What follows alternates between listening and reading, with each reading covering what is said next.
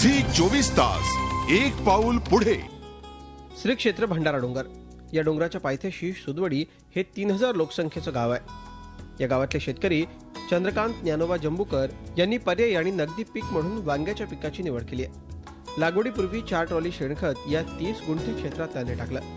4 bye 5 फुटांच्या अंतरावर वांग्याच्या रोपांची लागवड त्यांनी केली आहे। ओलावा राहण्यासाठी दर 10 दिवसांनी पाण्याच्या पाळ्या दिल्यात।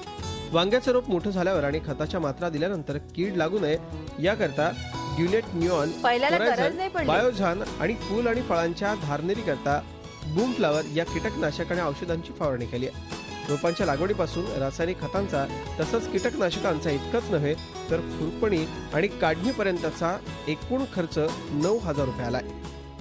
उत्पन्न साधारण आम्हाला 3 ते 3.5 लाखापर्यंत मिळाली।